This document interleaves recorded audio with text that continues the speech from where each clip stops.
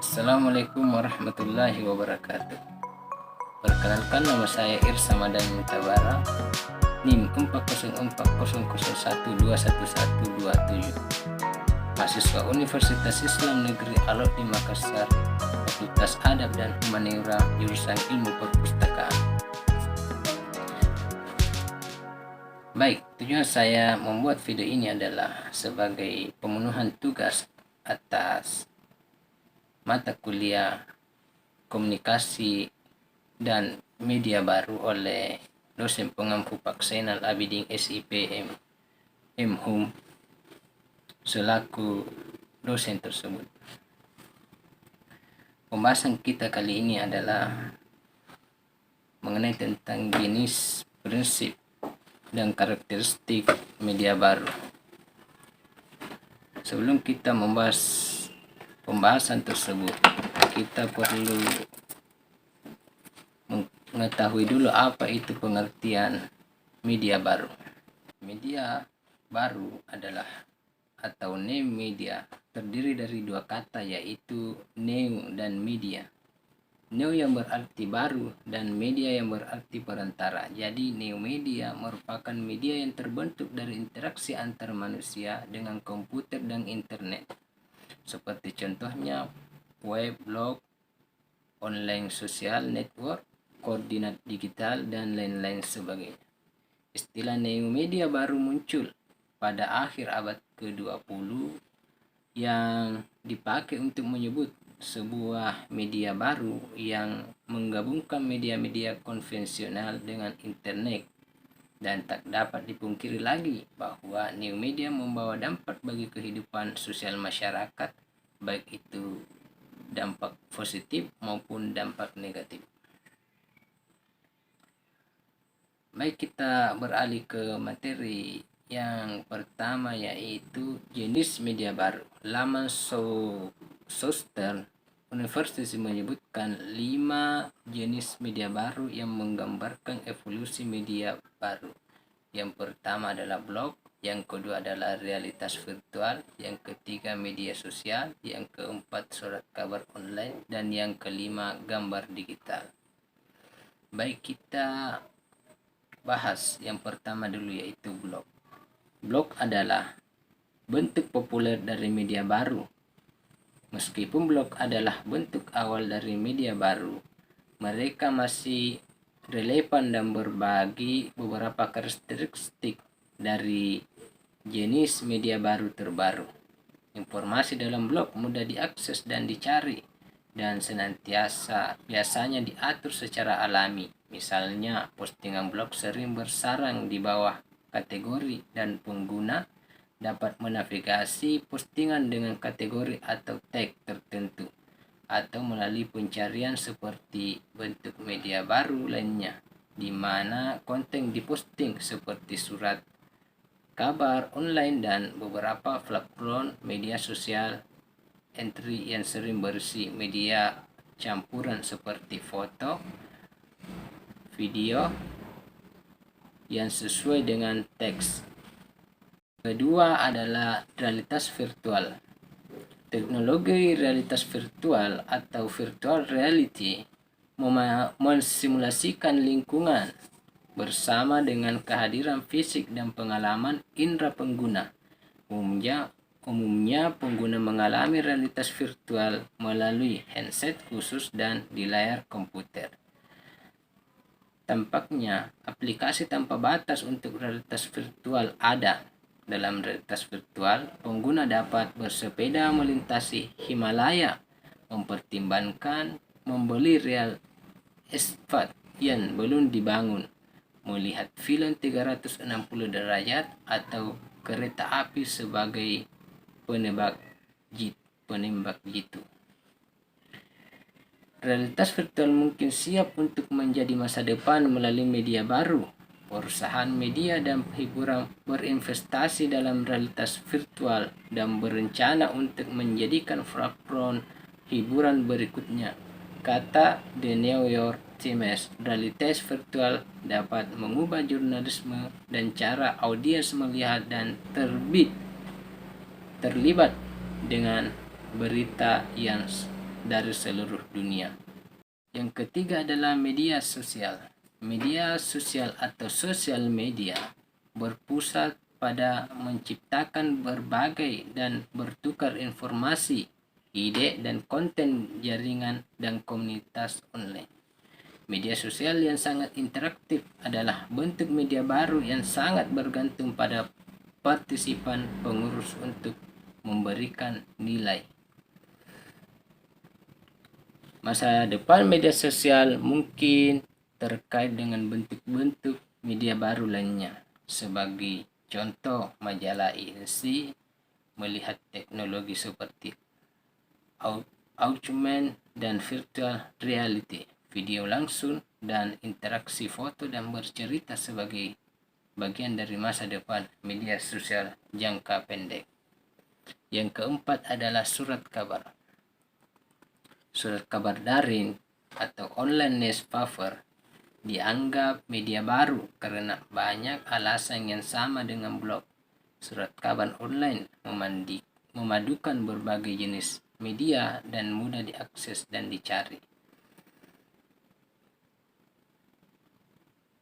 Surat kabar online bersama dengan media sosial dan bentuk media baru lainnya adalah bagian utama mengapa surat kabar tradisional beralih ke bentuk digital.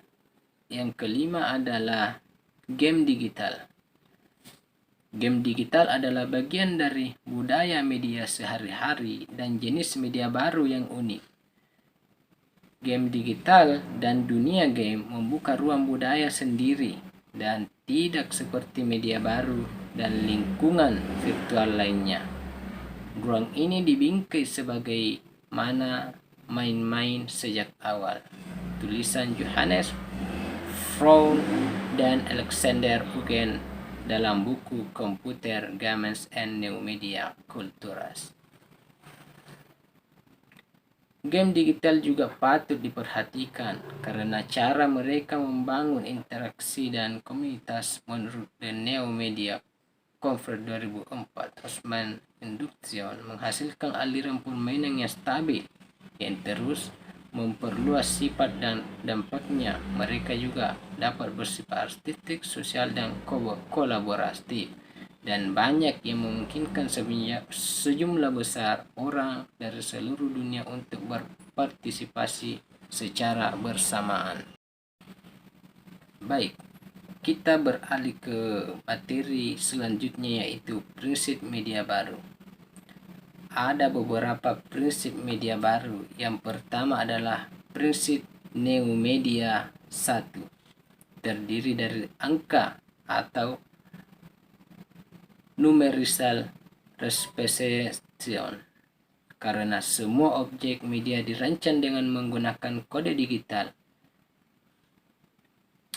Saat mereka dirancang menggunakan komputer, maka mereka sebenarnya dibentuk dan dimunculkan dari angka-angka. Dengan demikian, objek media digital dapat dimanipulasi melalui algoritma secara matematis. Yang kedua, prinsip New Media 2, yaitu bentuk modul atau modularity. Yang ketiga, prinsip New Media bersifat otomasi atau automation. Seperti otomasi mudah terlihat pada program-program komputer di mana pengguna komputer dapat membuat dan memodifikasi objek media menggunakan template atau melalui algoritma. Ini dapat terjadi karena fungsi otomasi telah diterapkan dalam software. Dengan kata lain, campur tangan manusia dapat diganti dengan proses kreatif. Yang keempat, prinsip New Media 4, bentuk yang mempunyai variasi atau variability. Sebuah media baru atau new media bukanlah sesuatu yang bentuknya tetap, tetapi sesuatu yang dapat muncul secara berbeda. Dengan kata lain, media baru dapat muncul menyesuaikan dengan lingkungan di mana objek media baru tersebut berada. Misalnya format video, bisa dibuat berbeda tergantung di mana akan ditampilkan. Yang kelima, prinsip new media atau kode digital yang dapat berubah, transcoding. Sebuah objek media baru dapat menyesuaikan diri, beradaptasi pada medium yang berbeda, misalnya gambar bisa diperbesar secara otomatis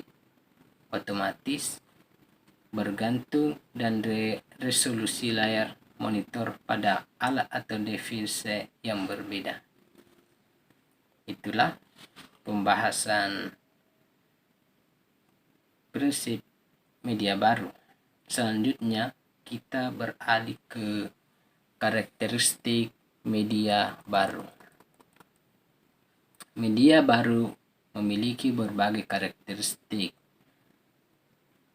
Sarah Kembe mengungkapkan 5 karakteristik media baru. Yang pertama adalah digital, interaktivitas, hipertekstual, dispersal, dan yang kelima virtual atau virtuality.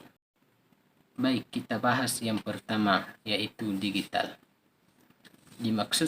Dimaksudkan bagaimana bentuk data digital ini dapat menjadi lebih baik penggunanya dari data analog dalam segi kecepatan dan kerealannya. Yang kedua, interaktivitas, yaitu kemudian menjadi karakteristik favorit. Interaktivitas dapat memotong waktu secara langsung, dapat kita kendalikan, dan komunikasi dua arah dapat terjadi hanya dengan media komputer saja. Yang ketiga, hipertekstual.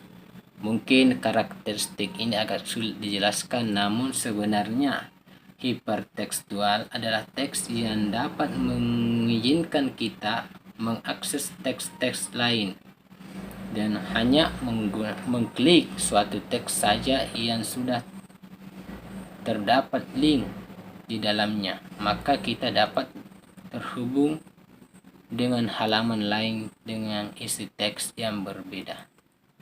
Yang keempat, dispersal. Maksudnya adalah menyebar, di mana produksi, distribusi, dan konsumsi tidak terpusat, karena setiap pengguna internet dapat sesuka hati menjadi produsen, distributor, atau hanya sekedar konsumen. Personal freedom. Yang kelima, virtuality karakter. Yang kelima, virtuality. Karakter unik yang dimiliki new media ini adalah persepsi kita terhadap objek-objek imaterial, karena new media juga memiliki unsur presence atau kehadiran meski tidak secara fisik. Sering kita menyebutkan dunia maya. Karakteristik ini juga yang mendorong terbentuknya salah satu budaya baru, yakni budaya virtual. Baik, itulah tadi pembahasan kita mengenai jenis, prinsip, dan karakteristik media baru. Terima kasih telah menonton video ini, dan lebih dan kurangnya saya mohon maaf. Wassalamualaikum warahmatullahi wabarakatuh.